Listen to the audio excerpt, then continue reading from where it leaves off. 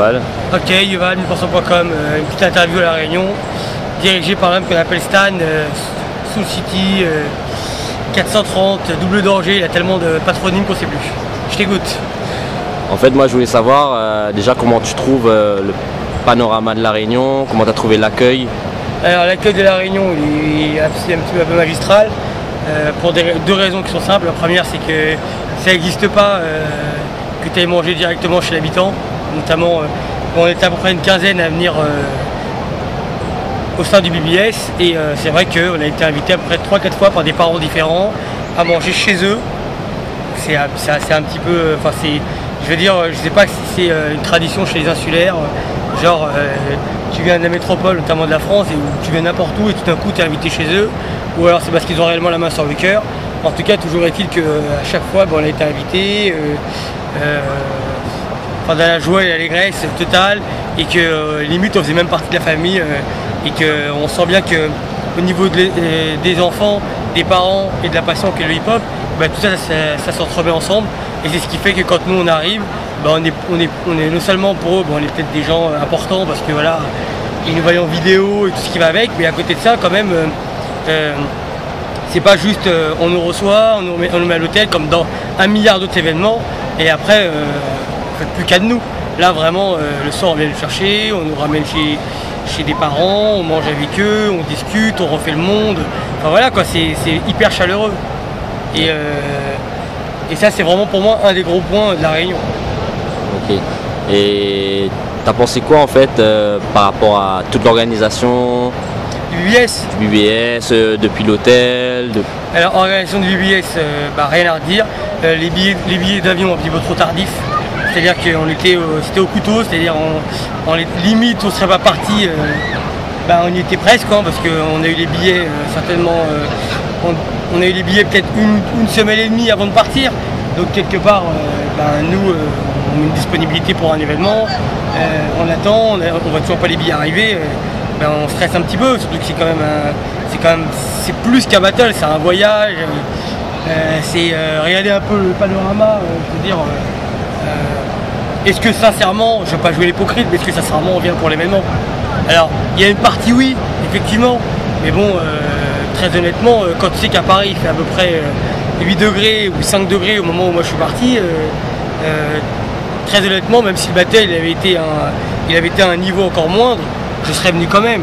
Parce que voilà, regarde les couleurs que j'ai aujourd'hui, ça transparaît pour moi. Là je vais arriver sur le battle de Shell la semaine prochaine, je vais être le roi du bal, j'aurais tout pour moi quoi. Non seulement je me serais reposé, je serais clinquant, enfin j'aurais le truc quoi. Et en plus de ça, voilà, par rapport à l'événement, pour revenir à l'événement, excusez-moi, l'organisation pour moi elle a été carrée. Je trouve qu'au niveau communication ils ont fait le maximum. Les danseurs ils n'ont pas joué le jeu, je pense, de La Réunion. Ils sont venus notamment que entre eux, ils n'ont pas distillé l'information, ils n'ont pas ramené des amis à eux ou quoi que ce soit. Donc effectivement, c'était pas plein de monde, mais le spectacle était au rendez-vous.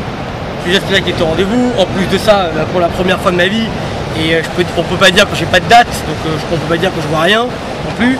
C'est la première fois de ma vie où j'avais quand même plus de 80 enfants à nommer en tant que speaker. C'est-à-dire que là, vous êtes speaker, c'est un cauchemar.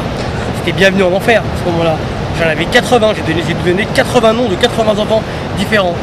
Alors ouais, effectivement, j'ai une magie pour tout le monde, je suis le seul speaker au monde qui donne le nom de tout le monde, c'est vrai, ouais, effectivement, c'est la vérité, mais là c'était un peu au-dessus de mes forces.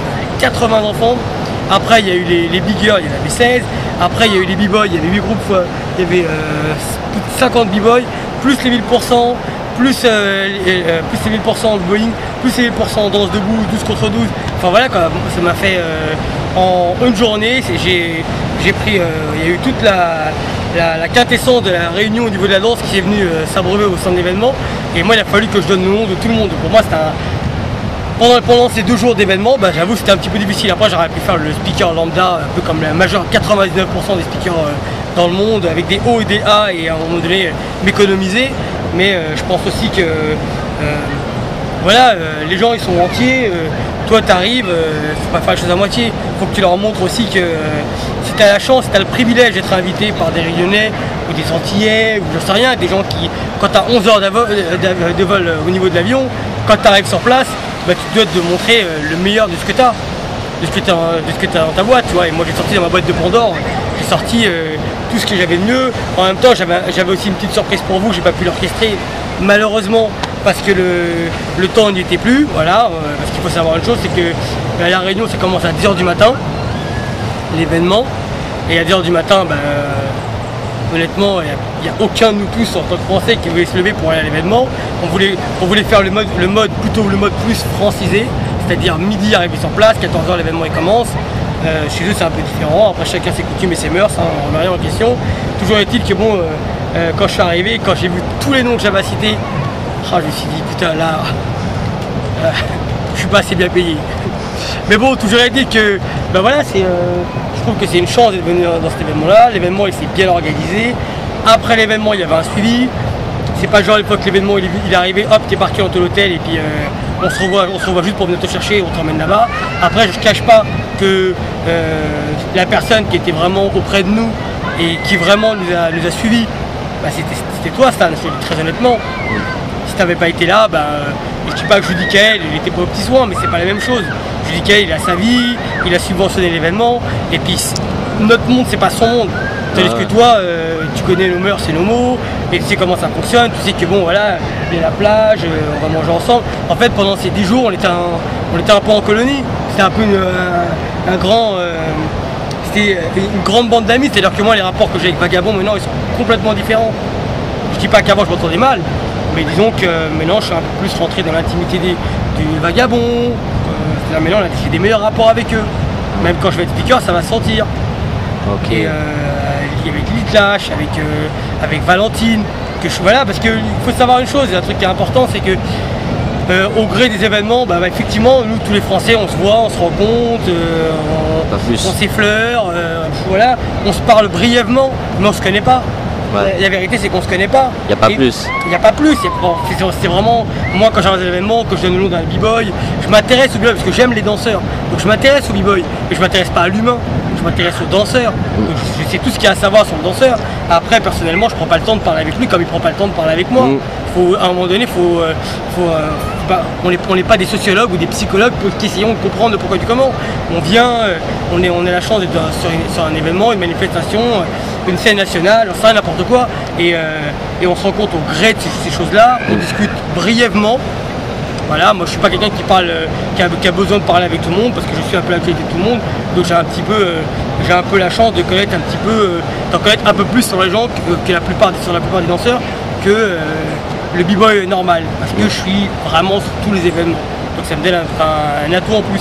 Après c'est vrai que à part des gens comme Booba Colors qui sont mes meilleurs amis, Domka, Bigger Rickell avec qui maintenant depuis un an et demi on travaille ensemble, Steady, Axon du Vertifight, enfin des gens qui sont très proches de moi.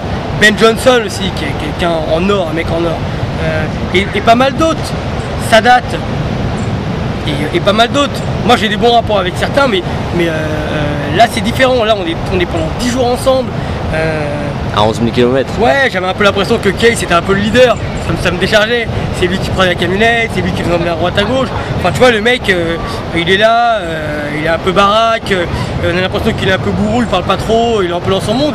Et finalement quand tu arrives sur place, bah, tu vois que le mec c'est un mec, enfin, voilà, il prend les choses en main, il nous emmène, il pourrait emmener que Vagabond par exemple, tu vois, et puis il se fout des autres, non.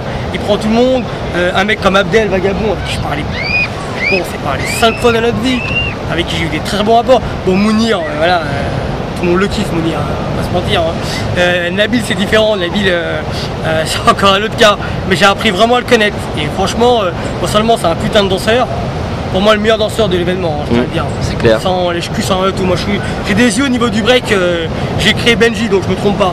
Et je sais reconnaître quand un mec il a du talent. Et lui, franchement, rien à redire. Le petit Tim, tu vois, aussi avec qui j'ai passé quelques jours, voilà, lui il suit plus le truc, il est pas trop dans la politique, tout ça, il kiffe un peu plus le truc. Valentine, vraiment une fille, tu vois, qui s'intéresse aux gens. Qui s'intéresse aux gens, en tout cas beaucoup plus que la majeure partie des gens que j'ai rencontrés. Enfin, je pourrais citer plein de gens comme ça, Abdel, avec qui on s'est beaucoup charrié, avec qui on a refait le monde. Voilà, enfin, on a eu, et Booba Colors qui est vraiment mon ami très très très proche. C'est-à-dire les gens, souvent, ça c'est le truc que je pourrais dire, les gens parlent souvent sur Booba, des fois ils comprennent pas pourquoi les jurys, mais bon, le mec il se décarcasse, ouais, il est impliqué.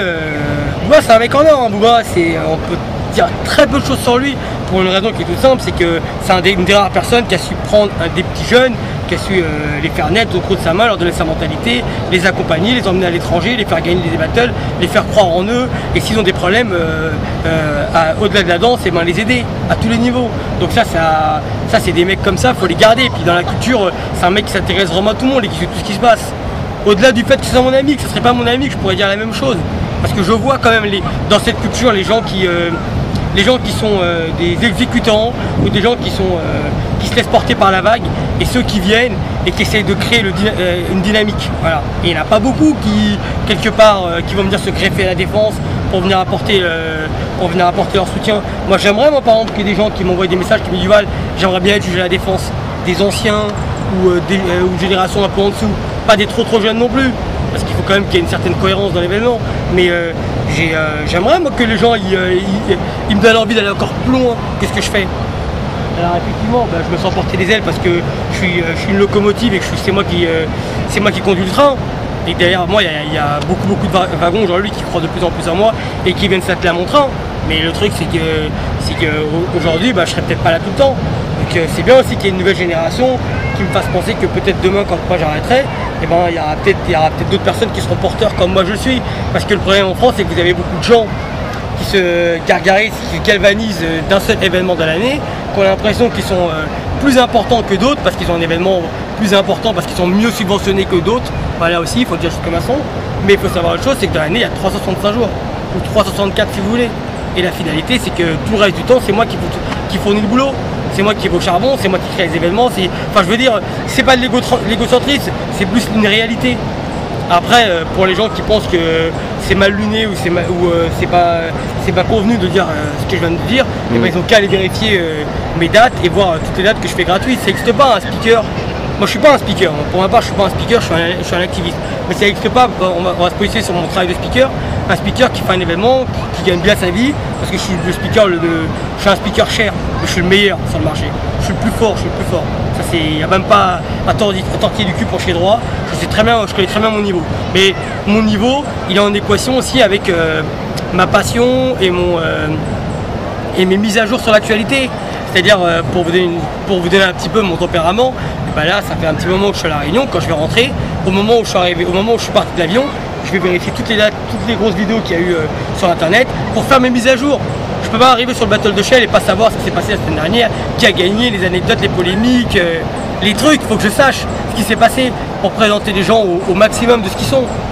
Parce qu'aujourd'hui, avant les danseurs ils n'écoutaient pas forcément les speakers, mais aujourd'hui les danseurs ils sont à l'écoute des speakers. Et ils vérifient ce qu'ils disent. C'est-à-dire que maintenant, nous, quand on parle au public, on n'est plus seulement dans un rôle de présentation, mais aussi d'éducation. Ça va un peu plus loin maintenant. On a un pouvoir, il est énorme. Après, il faut savoir s'en servir à bon escient. Donc après, tu as d'autres personnes qui préfèrent monter sur la scène et les speakers juste pour montrer leur gueule. Ils n'ont pas compris qu'ils étaient au service des danseurs et que pour bien faire leur boulot, malheureusement c'est un sacrifice. Speaker aujourd'hui c'est un sacrifice, c'est pas autre chose, c'est pas monter sur une scène, prendre un micro, donc à ma droite nous avons les Américains, face à eux nous avons les Coréens. Ça c'est de la grosse merde, ça c'est un speaker pourri. Je donne même pas nom, mais il y en a tellement en France, et il y en a tellement dans le monde, carrément pour moi ils sont indignes de ce métier là.